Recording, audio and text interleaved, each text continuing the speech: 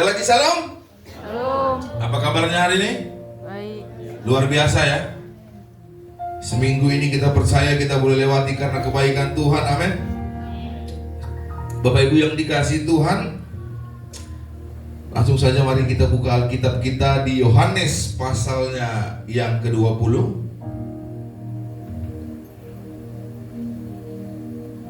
Ayat yang ke-19 sampai ayatnya yang ke-31.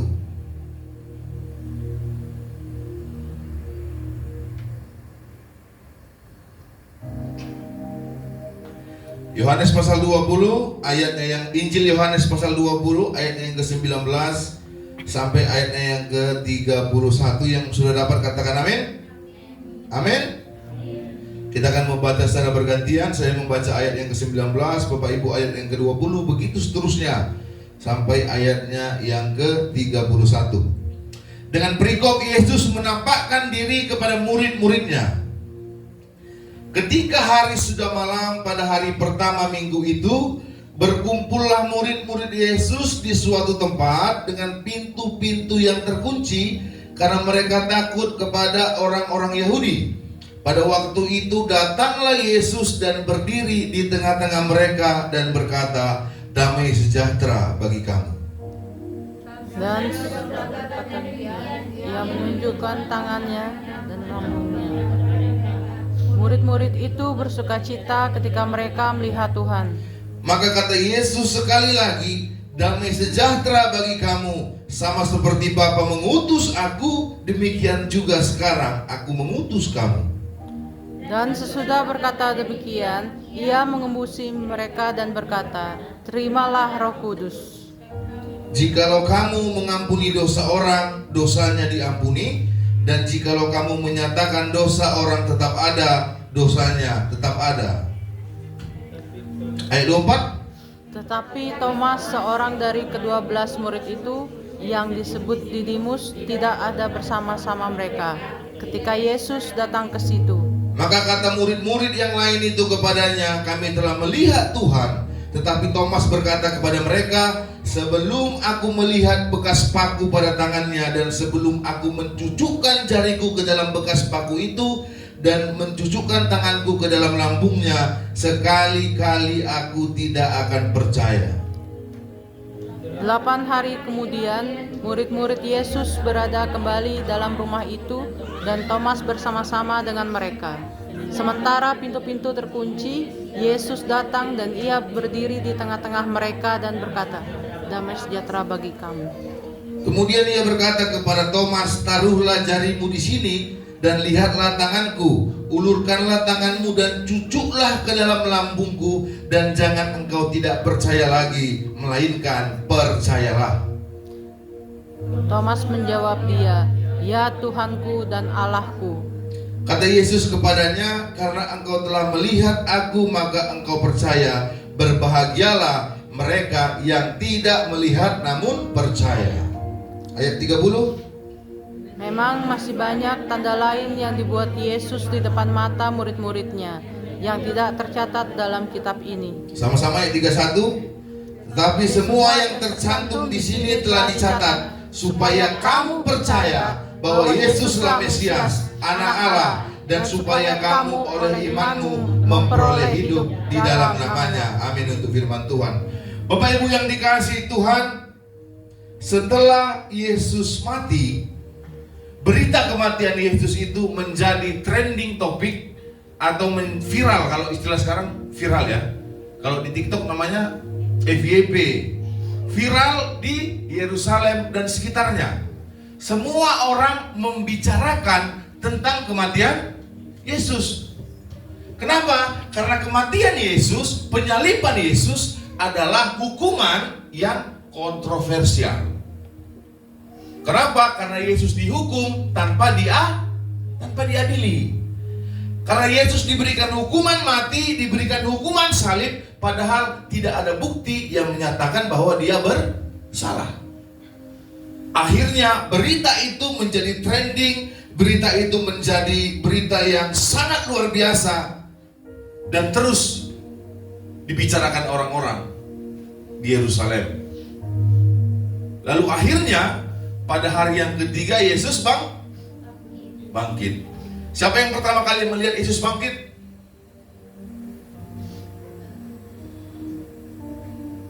Siapa? Yang pertama kali lihat Yesus bangkit siapa? Maria Magdalena. Bapak Ibu pernah berpikir gak kenapa Yesus tampakkan diri pertama kali sama perempuan?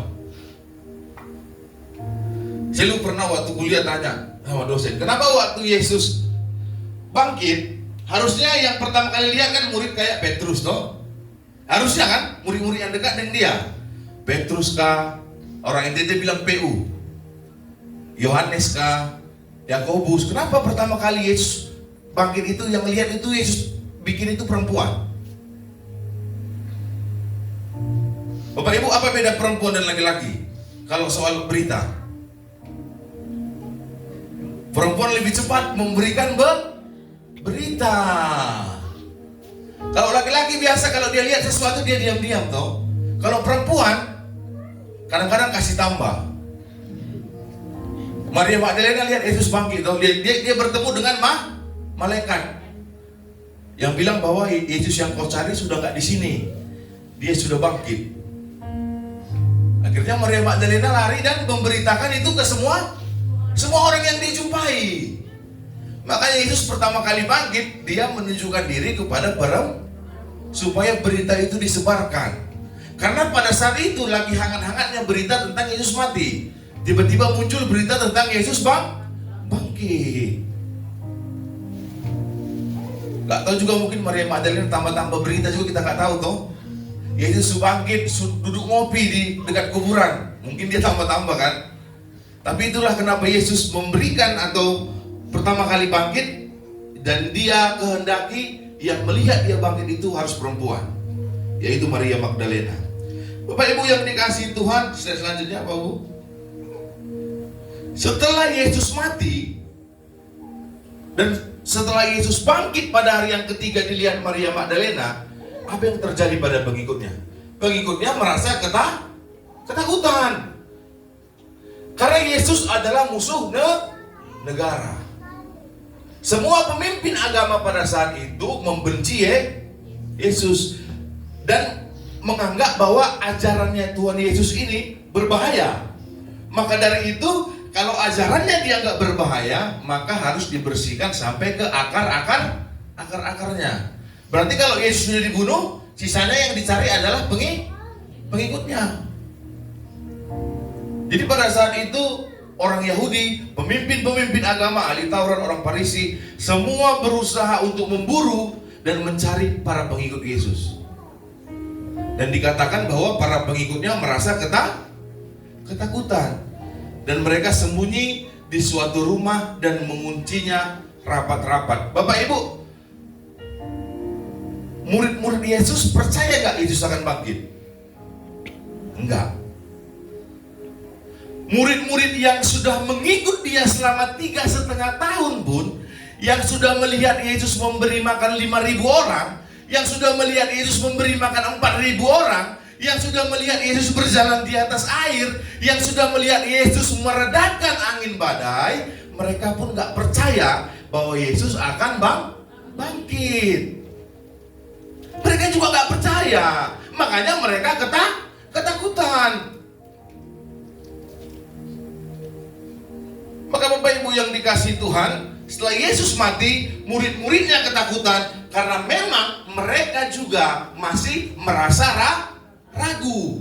Mereka belum beriman bahwa Yesus itu Tuhan. Mereka belum meyakini 100% bahwa Yesus itu adalah Mesias. Makanya ada ketakutan di dalam hati mereka. Kalau kita jalan Bapak Ibu ke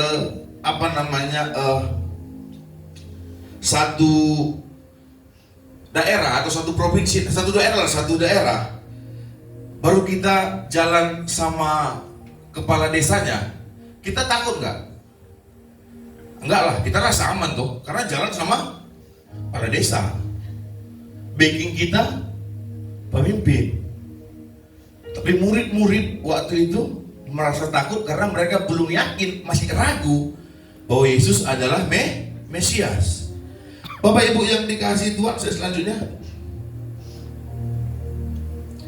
Setelah itu Yesus datang kepada para murid, menampakkan diri kepada mereka. Bapak Ibu, setelah Yesus mati, Yesus nggak langsung naik ke sorga. Dia bangkit, dan selama 40 hari Yesus berada di dunia untuk menampakkan diri kepada murid-muridnya. Kenapa? Karena murid-muridnya masih perlu Yesus untuk memberitakan atau memperlihatkan dirinya supaya murid-murid menjadi percaya. Karena mereka ragu. Jadi Yesus itu harus menunjukkan dirinya, menunjukkan bahwa dia bangkit supaya murid-murid nggak ragu. Oh betul, Tuhan yang kami sembah itu ternyata bangkit. Kenapa? Bapak Ibu yang dikasihi Tuhan, coba buka di Yohanes pasal 21. Yang ketiga, sudah dapat? Yohanes 21 ayat yang ketiga. Satu orang baca.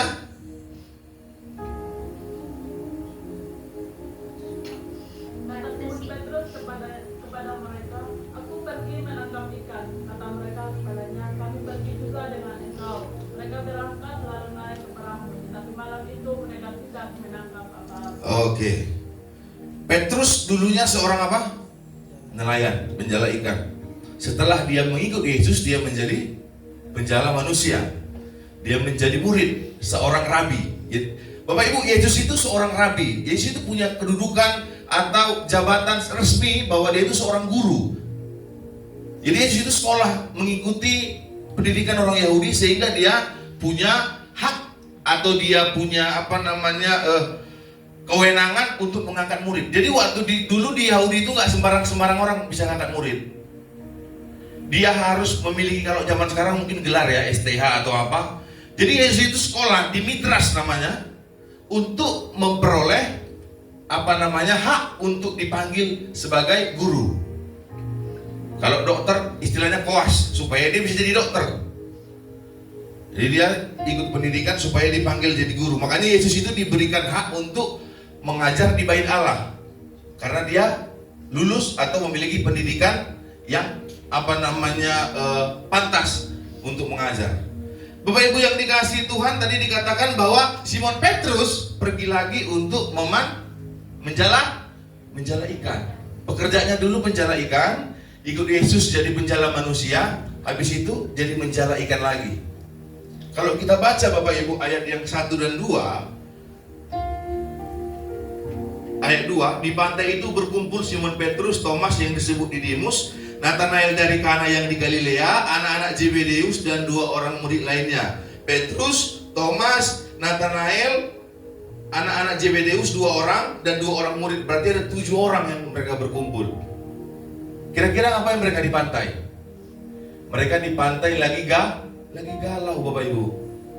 Kenapa? Karena guru mereka mati. Mereka kehilangan pengharapan. Mereka nggak tahu melanjutkan hidup seperti apa karena guru mereka mati. Mereka merasa bahwa mereka sudah kehilangan pengharapan, kehilangan iman karena orang atau guru yang mereka agungkan mati. Akhirnya apa? Mereka kembali ke kehidupan yang lama, yaitu jadi hati-hati Bapak Ibu. Saat Bapak Ibu kehilangan pengharapan di dalam Kristus, saat Bapak Ibu kehilangan kepercayaan kepada Kristus, saat Bapak Ibu mulai tidak lagi mempercayakan hidup kepada Kristus, kita akan cenderung kembali ke kehidupan kita yang lama. Dan itu terjadi pada para murid. Pada saat mereka kehilangan pengharapan, mereka bingung mau melanjutkan hidup seperti apa lagi, guru kita udah mati. Akhirnya mereka kembali ke kehidupan mereka yang lama. Maka Bapak Ibu yang dikasihi Tuhan, jangan sampai di dalam hidupmu kau kehilangan pengharapanmu kepada Kristus. Jangan sampai di dalam hidupmu kau kehilangan imanmu, kepercayaanmu kepada Kristus. Karena dampaknya akan berbahaya untuk dirimu sendiri. Bapak Ibu yang dikasihi Tuhan, di ayat yang 20 yang kita baca tadi, dikatakan Yesus datang di tengah-tengah mereka. Banyak orang, waktu saya dulu di Malang, ada satu kayak forum debat antar umat beragama. Jadi ada yang bilang bahwa 40 hari sebelum Yesus ke surga, Yesus ini gentayangan, kayak setan. Karena dia kayak arwah yang gentayangan. Makanya Bapak Ibu, kalau Bapak Ibu perhatikan di zaman sekarang, ada agama-agama yang 7 harian, ya kan? 40 harian, ya kan? 40 hari setelah meninggal. Karena banyak orang percaya bahwa sebelum lewat 40 hari, arwah orang yang mati itu nggak kemana-mana. Alkitab mencatat bahwa setelah orang mati, hubungannya dengan dunia ini terputus. Yesus bukan gentayangan Bapak Ibu. Kalau dia arwah, bisa disentuh nggak? Enggak. Tapi Yesus bilang sama Thomas apa? Pegang aku. Nah, sentuh, nah, cucukkan jarimu. Berarti Yesus bisa disentuh. Berarti dia hidup secara fisik. Dia tidak hanya hidup secara roh, tetapi fisiknya juga bangkit. Karena pada saat Maria Magdalena datang ke dalam kubur itu, dia temukan jasad nggak? Enggak. Kubur itu kosong. Yesus itu tidak hanya bangkit secara roh, tapi secara dirinya, secara fisik dan tubuhnya, dia bangkit. Menandakan bahwa dia menang atas kematian itu. Bapak Ibu yang dikasihi Tuhan, Yesus datang kepada para murid dan berkata, di dalam ayatnya yang ke-19, Yesus bilang, damai sejahtera bagi kamu, sama seperti Bapa mengutus aku, demikian juga aku sekarang mengutus kamu. Terimalah Roh Kudus. Dan sesudah itu berkata demikian, ia mengembusi mereka dan berkata, terimalah Roh Kudus. Ayo kita buka Yohanes 14 ayat 16 sampai 17.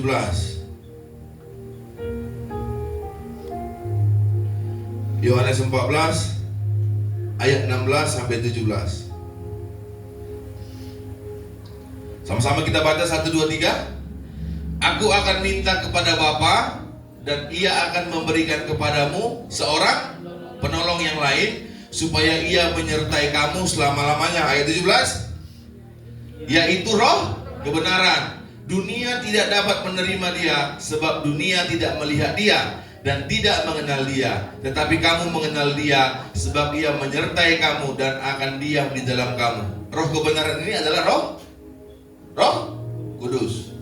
Selanjutnya tadi kita buka di Yohanes 14 ayat 26. Yohanes 14 ayat 26, 1, 2, 3. Tetapi penghibur, yaitu Roh Kudus, yang akan diutus oleh Bapa dalam namaku, dialah yang akan mengajarkan segala sesuatu kepadamu dan akan mengingatkan kamu akan semua yang telah kukatakan padamu.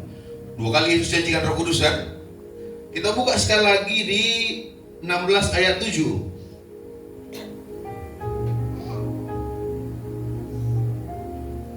1, 2, 3. Namun benar yang kukatakan ini kepadamu adalah lebih berguna bagi kamu jika aku pergi. Sebab jikalau aku tidak pergi, penghibur itu tidak akan datang kepadamu. Tetapi jikalau aku pergi, aku akan mengutus dia kepadamu. Bapak Ibu yang dikasihi Tuhan, Yesus datang, bangkit dan menampakkan diri kepada murid-muridnya dan berkata, terimalah Roh Kudus yang sudah dijanjikan semenjak Yesus masih hidup. Kenapa harus Roh Kudus itu Yesus janjikan lagi, Yesus jelaskan lagi? Karena Bapak Ibu yang dikasihi Tuhan, setelah Yesus naik ke sorga, maka Roh Kudus itulah yang akan memberikan kekuatan kepada para murid untuk memberitakan Injil. Berapa kali Petrus menyangkal Yesus? 3 kali. Waktu setelah Yesus mati, Petrus berkhotbah di Serambi Salomo, 3.000 orang bertobat. Mereka yang awalnya ketakutan, mereka yang awalnya tidak percaya, mereka yang awalnya kecewa, mereka yang awalnya tidak berpengharapan, Bapak Ibu, semua murid mati di dalam keadaan martir. Petrus mati disalibkan, kepalanya ke bawah, badannya ke atas. Murid Andreas mati disalibkan di kayu silang X. Thomas mati dipenggal. Yohanes sempat dimasak di dalam kuali. Untuk apa? Untuk memberitakan Injil. Awalnya mereka yang takut, akhirnya mereka mati demi Injil itu tadi. Kenapa mereka menjadi berani? Karena Roh Kudus. Karena Roh Kudus yang Tuhan janjikan memberikan mereka keberanian dan kekuatan. Bapak Ibu yang dikasihi Tuhan, selanjutnya di dalam Yesus, waktu Yesus menampakkan diri kepada muridnya, Yesus katakan bahwa sama seperti Bapa mengutus aku, demikianlah sekarang aku mengutus kamu. Yesus memberikan, kalau di Matius, kalau amanat agung di Matius 28 ayat 18 sampai 20, ada yang ingat? Pergi dan jadikanlah semua bangsa muridku. Baptislah mereka dalam nama Allah, Anak dan Roh Kudus. Aku senantiasa akan menyertai engkau sampai akhir. Para murid ditugaskan untuk memberitakan Injil. Dalam Yohanes juga mereka diperintahkan untuk memberitakan Injil, sama seperti Bapa mengutus aku, maka aku mengutus kamu.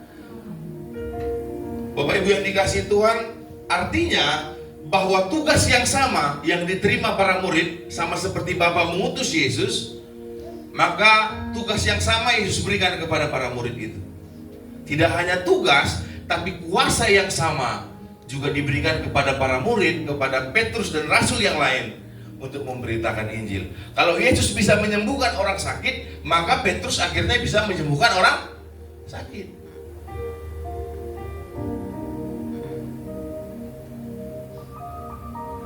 Ada seorang datang lumpuh kepada Petrus. Apa Petrus bilang? Emas dan perak tidak ada padaku, tapi demi Yesus orang Nazaret itu, maka bangkitlah dan berjalanlah. Dan orang itu sembuh.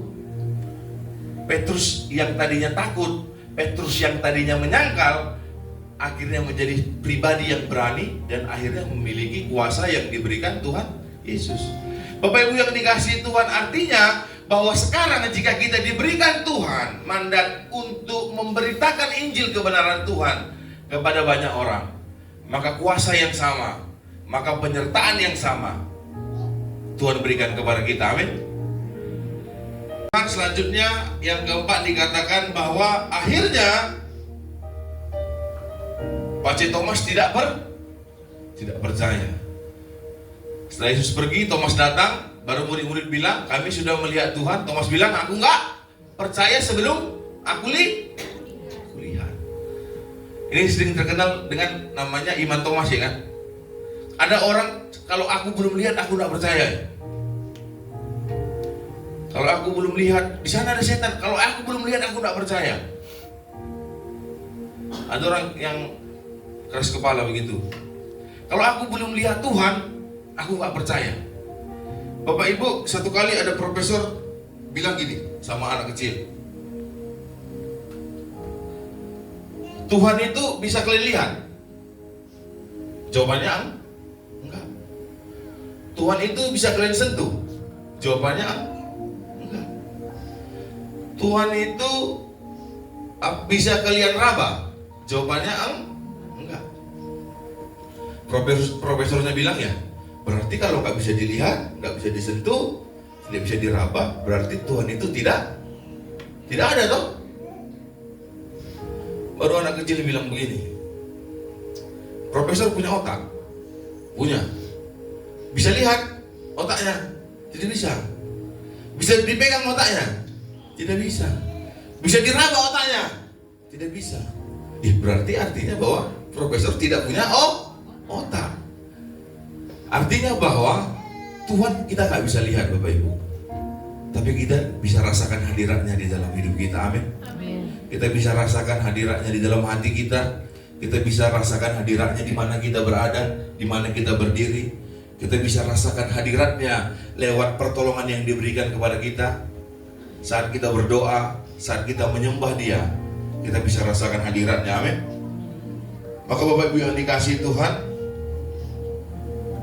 Yesus datang kepada Thomas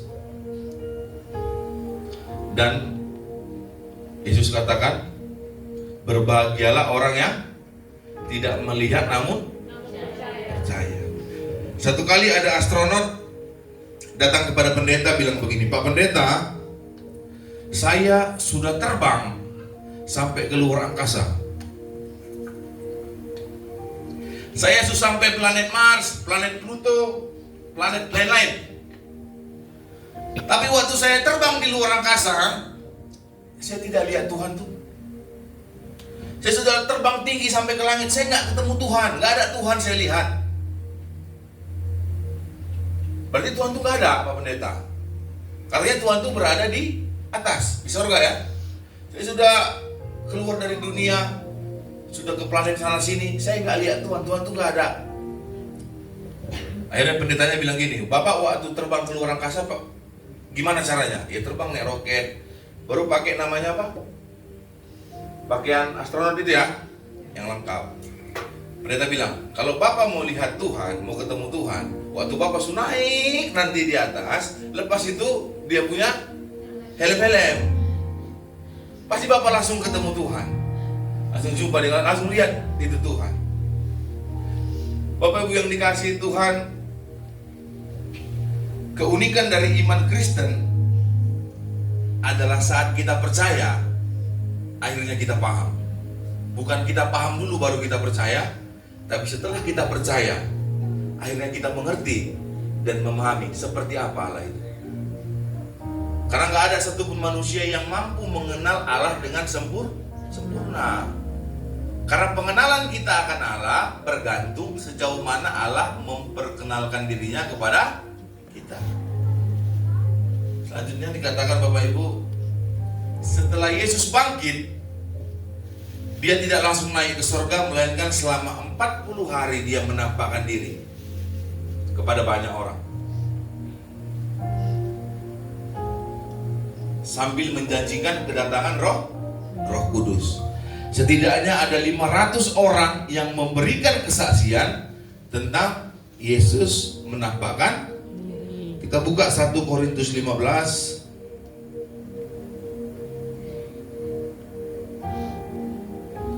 1 Korintus 15 ayatnya yang ke-6.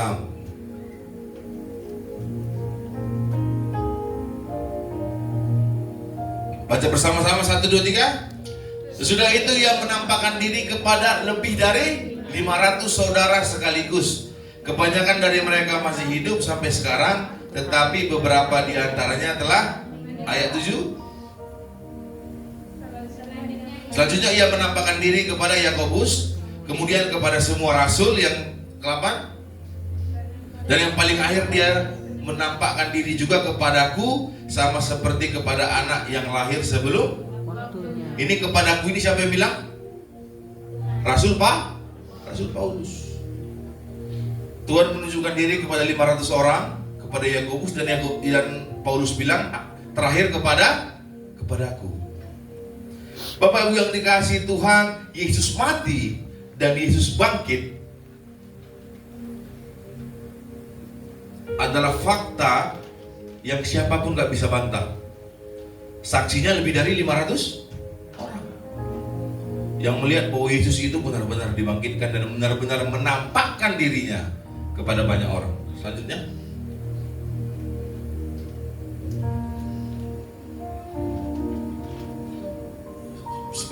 balik. Oke. Bapak Ibu yang dikasihi Tuhan, kita merayakan Jumat Agung dan kita merayakan Paskah di hari Minggu kemarin.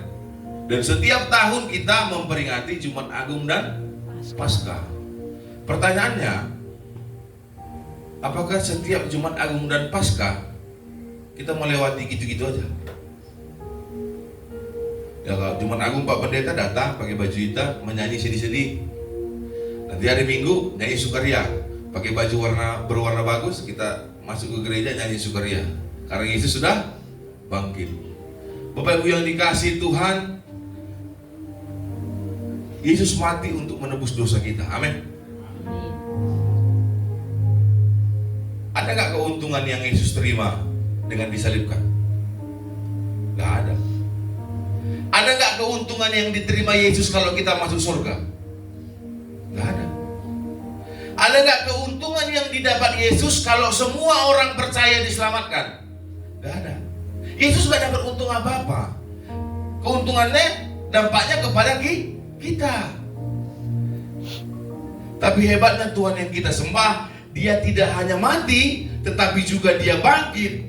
Dia tidak hanya mati bagi dosa kita. Kau tidak hanya ditebus, kau tidak hanya dibersihkan dari dosamu, tapi Dia juga menyiapkan tempat untuk kamu nanti bersama-sama dengan Dia memperoleh hidup yang kekal.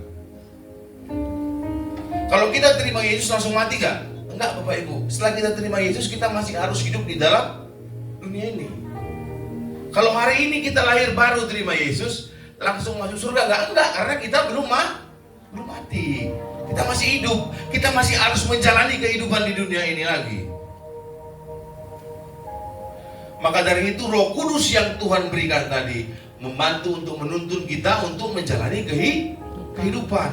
Hingga akhirnya kita mati dan kita bangkit bersama-sama dengan Kristus. Kenapa orang takut mati?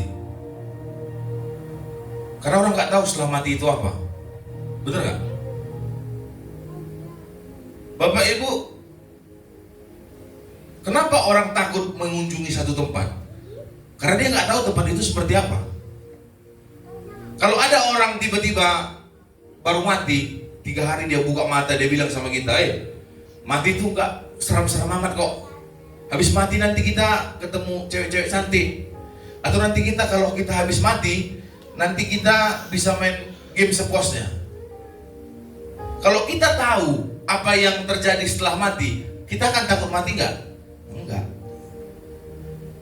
Bener ya? Bapak Ibu, kalau siapa sih takut di penjara, katakan? Yang takut di penjara?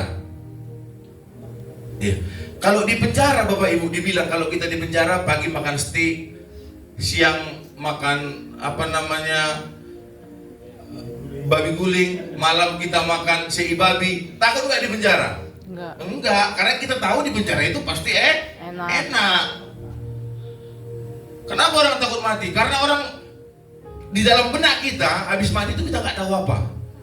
Yang kita percaya hanya 2, neraka dan surga. Pertanyaannya, kita masuk neraka atau masuk surga? Kalau masuk surga puji Tuhan. Tapi setiap orang yang percaya kepada Kristus dijamin masuk surga. Bapak Ibu, satu-satunya agama yang menjamin kita untuk masuk surga adalah Kristen. Satu-satunya juru selamat yang menjamin orang yang percaya kepada Dia masuk surga adalah Yesus Kristus.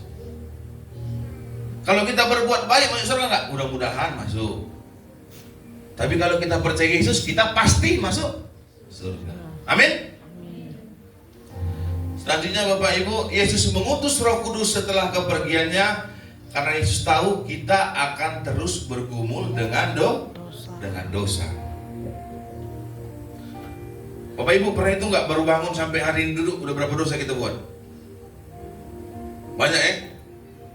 Nggak melakukan Bapak di pikiran, dia tinggal di pikiran. Bapak Ibu yang dikasihi Tuhan, dulu saya pernah pikir gini. Dulu saya ini pernah ejek-ejek kayak, karena saya dari gereja Lutheran, jadi saya itu sering dulu Roh Kudus itu sering saya percaya jadi roh halus. Saya sering ejek Roh Kudus. Jadi saya baca Alkitab tuh bahwa orang yang mengejek Roh Kudus itu dosanya nggak bisa diampuni.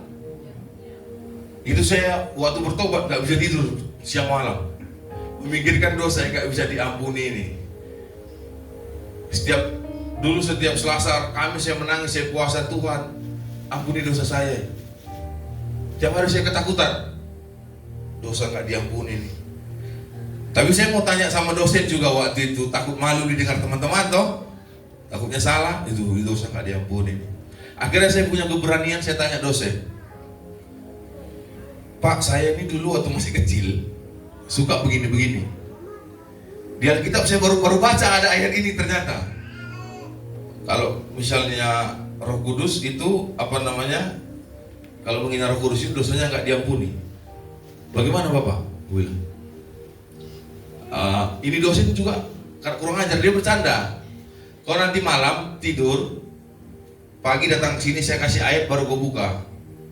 Saya pergi malam Bapak Ibu tidur, nggak bisa tidur lagi malam toh. Saya pikir betul ini saya pikir ini betul. Pasti saya dosa nggak diampuni ini. Baru saya datang lagi sama dia pagi-pagi, dia kasih kertas, saya buka ayatnya itu Matius berapa saya lupa. Waktu saya buka isinya, lalu Yudas mengambil tali, mengikatnya kepada pohon, lalu menggantung dirinya di pohon itu. Saya bilang, Pak jangan bercanda lah, saya bilang. Akhirnya dia bilang begini, Roh Kudus itu Tuhan berikan di dalam hati manusia untuk menyadarkan, untuk menginsyafkan, untuk mengingatkan pada saat kita salah jalan. Jadi kalau kau merasa bersalah, merasa berdosa, merasa berbuat salah, berarti artinya masih ada Roh Kudus di dalam hatimu. Jadi dosa menghujat Roh Kudus itu bukan kau mengejek Roh Kudus, bukan. Tapi saat Roh Kudus mengingatkan kau nggak mau dengar. Saat Roh Kudus menginsafkan kau, menegur kau di dalam hatimu, kau tetap keras kepala. Itu kau namanya mendukakan Roh Kudus. Berarti kau menghina dia, kau nggak taat dan patuh sama dia. Itu dosa yang nggak bisa diampuni karena kau lebih mengutamakan kehendakmu sendiri daripada kehendak Roh Kudus itu sendiri. Nah, saya bilang Tuhan kalau mati malam ini cuma masuk surga ya. Bapak Ibu yang dikasihi Tuhan, jika saat kau berbuat dosa, berbuat salah, ada perasaan di dalam hatimu yang membuat engkau merasa bersalah melakukan itu namanya Roh Kudus yang bekerja di dalam hatimu. Tapi kalau kau akhirnya melakukan itu dengan santai, ringan tangan dan gak berat hati, berarti Roh Kudus itu sudah tidak tinggal lagi di dalam hatimu. Kalau berbuat dosa itu yang sulitnya pas pertama kali ya kan? Bener gak sih? Yang pertama yang susah toh. Kalau orang mencuri, yang pertama susah kan? Agak berat, kepikiran. Nanti kalau ketahuan kayak mana ya? Kalau sudah 2-3 kali kita mencuri gak ketahuan, keempat kali mencuri udah gak pikir lagi kan? Udah gak akan kepikiran lagi. Kok tahu Pak Karis, saya suka curi yang bapak saya waktu masih kecil. Waktu saya curi 20.000 saya ketakutan setengah mati, nanti ketahuan. Akhirnya gak ketahuan, naik 50.000. Aman. Oh, gak ketahuan, gak ada, naik 100. Waktu ngambil keempat kali yang 200 Bapak Ibu gak gemetaran lagi, langsung ambil saja. Masuk kantong, gak ada kepikiran lagi. Ketahuan gak kepikiran lagi. Lalu bapak saya panggil saya malam-malam, perasaan sudah gak enak. Bapak saya bilang begini, bapak saya ajak saya makan nasi goreng, minum apa bebas, minum jus, baru habis itu makan durian. Sudah kenyang, sudah tenang, bapak saya bilang, bapak lagi sedih. Kenapa? Anak bapak curi bapak punya uang. Hancur langsung hati saya. Pada saat kita berbuat salah dan tidak ada rasa bersalah dalam hati kita, maka hati-hatilah Bapak Ibu. Kalau Bapak Ibu sedang membicarakan orang lain, mengejek orang lain dan tidak ada rasa bersalah dalam hatimu, hati-hatilah. Benar ya? Kalau kita bikin salah kayak perasaan gak enak kan? Kayak ada yang mengingatkan itu salah. Itu Roh Kudus sedang bekerja dalam hatimu, dan ikutilah apa yang Roh Kudus kerjakan dalam hatimu. Ayat yang terakhir, Yesus adalah Mesias, yaitu Allah yang hidup. Berbahagialah yang tidak melihat namun percaya. Bapak Ibu yang dikasihi Tuhan, ini yang susah. Seperti yang kita bilang tadi, Thomas tadi, banyak orang dia mau lihat dulu baru dia percaya. Dulu waktu saya SD, sekolah saya itu ada yang masuk pagi, ada yang masuk siang. Jadi yang dari jam 1 sampai jam 3 itu masuk pagi, masuk siang. Jam 4 sampai jam 6 itu masuk pagi. Waktu saya kelas 3 masuk siang. Jadi tempat duduk kita itu tukaran sama tempat duduk orang. Nanti pas pagi ada yang duduk di situ, siang ganti lagi ada yang duduk di situ lagi. Jadi Bapak Ibu, saya pernah intip dari jauh, yang duduk di kursi saya itu perempuan cantik. Jadi waktu saya masuk sore saya tulis surat, masukkan dalam laci. Dibalas besoknya. Akhirnya kita sering tulis-tulis surat toh, dibalas besoknya. Saya intip, wih rambut panjang, bagus ini saya pikir. Dibalas besoknya, kita berbalas-balasan surat. Baru teman saya bilang, sekali-sekali kau lihat mukanya, nanti salah. Saya bilang, saya percaya walaupun tidak melihat. Dari surat-surat yang saya baca ini saya percaya ini perempuan cantik. Satu kali Bapak Ibu, gara-gara dia teman omong begitu terus, akhirnya saya harus lihat betul-betul bagaimana dia punya muka ini. Pagi-pagi kan saya masuk siang nih. Pagi-pagi saya pura-pura datang ke sekolah. Langsung masuk intip di kelas. Rupanya laki-laki. Rupanya yang balas surat saya selama ini laki-laki, bukan perempuan. Rambutnya aja agak panjang. Jadi kami laki-laki dan laki-laki saling bertulis surat, saling membalas. Padahal saya sudah berusaha percaya tapi tidak melihat. Bapak Ibu yang dikasihi Tuhan, dalam hubungan dengan Tuhan, kau percaya tapi tidak melihat. Tapi ada urusan-urusan yang kau lihat dulu baru kau percaya. Jangan sampai jangan, kalau orang bilang jangan beli kucing dalam karung. Tapi dalam imanmu kepada Tuhan, apapun yang Tuhan sedang kerjakan di dalam hidupmu, percayalah. Tuhan sedang bekerja di dalam kehidupanmu. Sekalipun mungkin kau nggak lihat hari ini, sekalipun mungkin kau besok nggak lihat, kau lusa nggak lihat, sekalipun mungkin kau rasa kayak Tuhan itu nggak bekerja, tapi saat kau percaya kepada Dia, sekalipun kau nggak lihat, Tuhan sedang mengerjakan segala sesuatu yang baik dalam. Karena firman Tuhan katakan rancangannya adalah rancangan damai sejahtera, bukan rancangan kecelakaan. Tuhan tidak akan mendatangkan kecelakaan kepada setiap orang yang percaya kepada Dia. Tapi Tuhan akan mendatangkan damai sejahtera kepada setiap orang yang percaya kepadanya. Maka Bapak Ibu, orang yang percaya kepada Kristus harus juga mempercayakan hidupnya kepada Kristus. Banyak orang percaya sama Yesus tapi nggak mau mempercayakan hidupnya. Banyak orang percaya Yesus tapi mau mengandalkan kekuatannya sendiri. Kalau kau percaya kepada Yesus, maka percayakan juga hidupmu untuk dibimbing oleh Tuhan Yesus. Katakan sebelahnya, percaya kepada Yesus, percayakan hidupmu pada Yesus. Jangan gunakan kekuatanmu sendiri. Makanya Tuhan ciptakan kita dengan keterbatasan, Bapak Ibu, supaya di dalam setiap lengkung kehidupan kita selalu meminta pertolongan kepada Tuhan. Jangan sok jago lah. Kerjakan apa yang menjadi bagianmu, maka Tuhan mengerjakan apa yang menjadi. Jangan semua mau kita kerjakan. Bagian Tuhan juga saya sudah.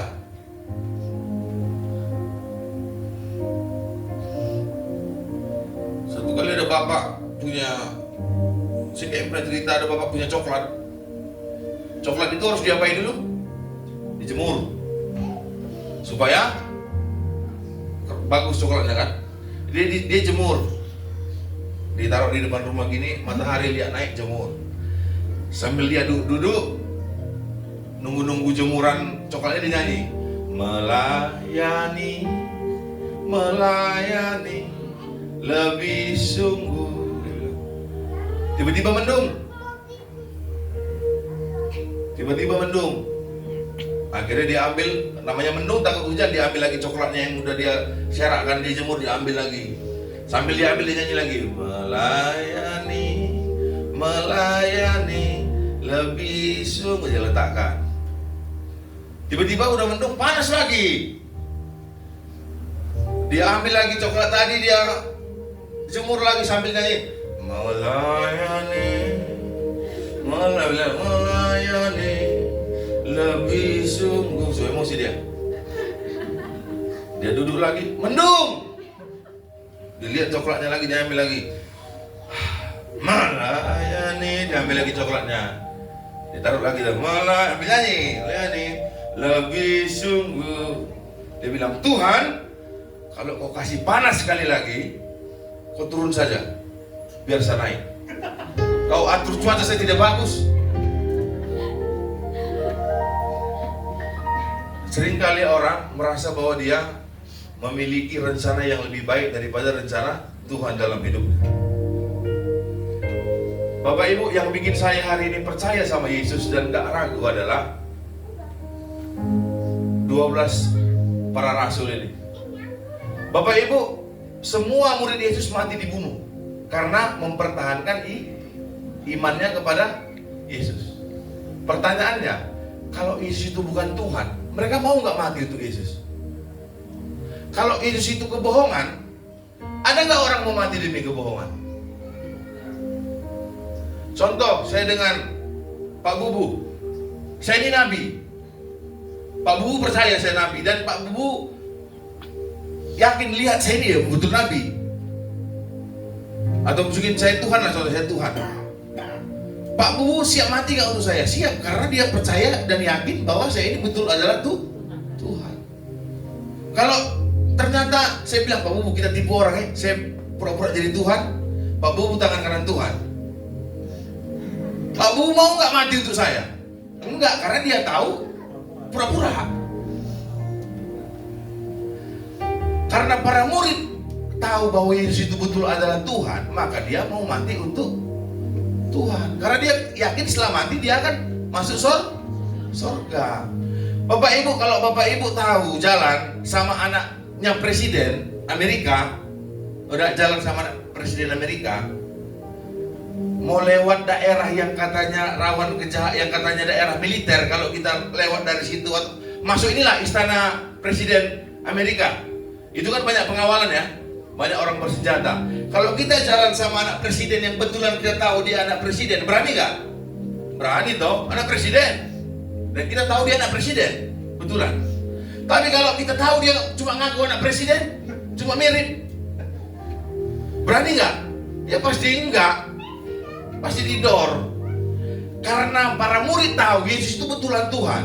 Yesus itu sungguh-sungguh adalah Mesias. Yesus itu adalah benar-benar juru selamat. Makanya mereka mau mati untuk mempertahankan kepercayaannya.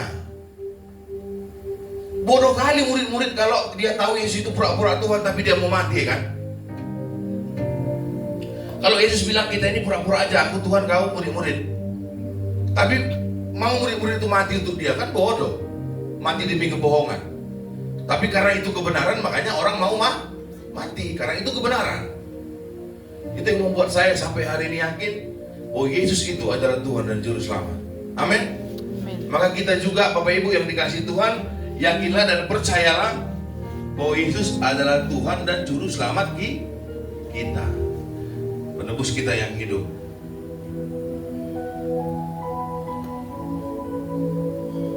Amin. Untuk kebenaran firman Tuhan, Bapak Ibu, mari kita